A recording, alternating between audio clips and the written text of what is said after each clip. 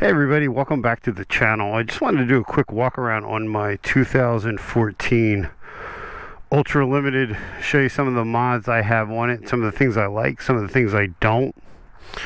We can start at the front of the bike here. I have the Harley Davidson aftermarket, or rather the Harley Davidson accessory turn signals in the fairing.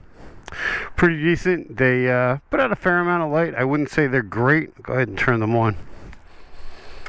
I wouldn't say they're as bright as custom dynamics, but they do work rather well. They are turn signals as well as standard running lights. Like I said before, I had become a fan of custom dynamics. I purchased these, so probably something later on we're going to upgrade. Highway pegs from Harley Davidson. These were on the bike when we got it. I really like those for long rides on the Ultra. Going to be taking out the turn signals, the amber turn signals there, and replacing them with clear covers. Then the custom dynamics amber to white. I think that makes a big difference. I'm a huge fan of visibility in the front. The more white light, the better. Actually, the more lights in general, the better. You can see it's got some pock marks on the lower forks from being ridden. This is a 2014. We bought it last year, almost a year ago, and it had 15,000 miles on it. So upkeep on it was a little, could have been a little better, but the price was too good to pass up. Let's move around the side of the bike here. Biggest thing that I like on this bike is the mirrors, or one of the biggest things I like on the bike is the extended mirrors. Gives you a much better look. When you're riding two up, you can see around you. The standard mirrors really just don't give you a lot of coverage for you in touring, because you're always bulked, especially if you ride year round like I do. You're bulked up. It's really hard to see around yourself, so this gives you a much better view. These are Fatbagger Inc. 12-inch bars with the scallop ends, the peaks, whatever they call them. I really like these. I like the look of them. I love how they handle on the bike. The bike handles a lot better at speed.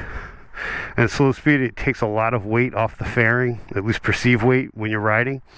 So it gives you a little bit more, it gives you a lot more comfort. And it certainly gives you a little bit more control with the bike. I have the Willie G gas cap cover because, well, why not? It's a Willie G cover. You got to at least have a skull somewhere on your Harley. Seat's going to be replaced soon with a hammock seat. I'm also going to add a driver's rest, backrest. That made a big difference when I tried one out. We really like the hammock seat. My wife was able to ride 400 miles in one day with the bike just being stock the way we got it, and I'll explain that in a bit. What other changes we made to it that you can't see. So underneath these bags and underneath those front forks are Legend suspension.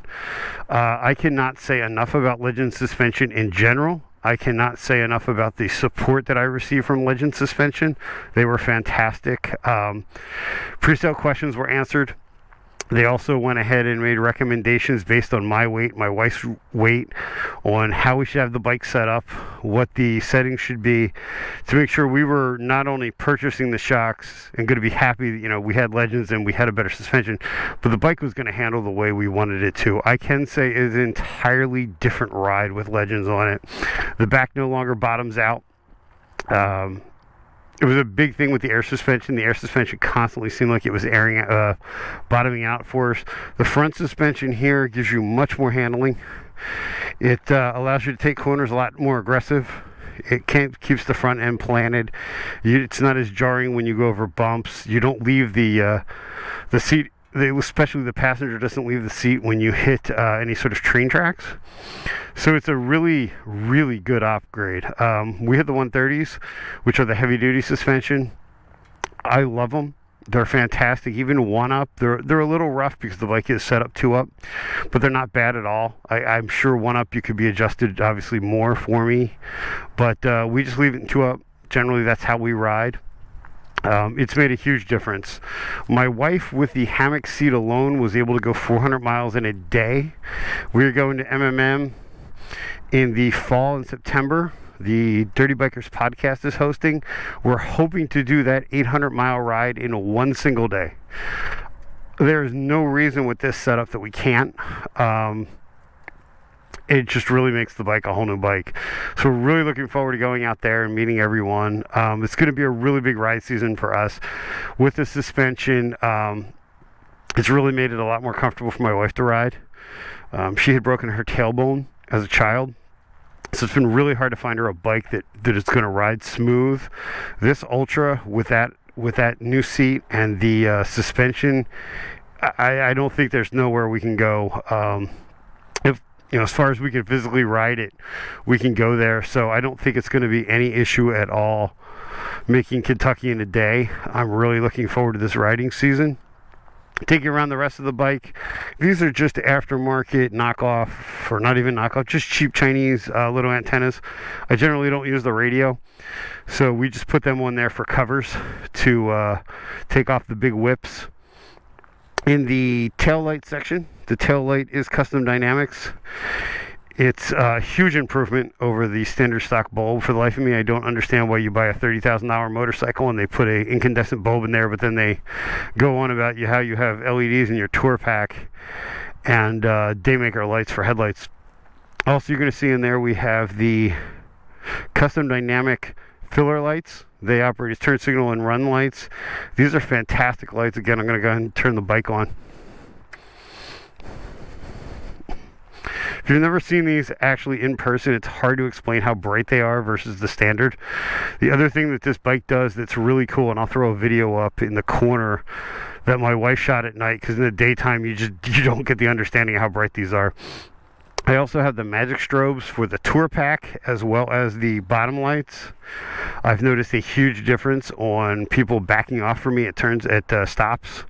You know, when I put my brakes on, it looks like it's it looks it looks a bit between a cross between a fire truck and a Christmas tree. But if you ride, you know what distracted drivers are like, so it's been a huge upgrade.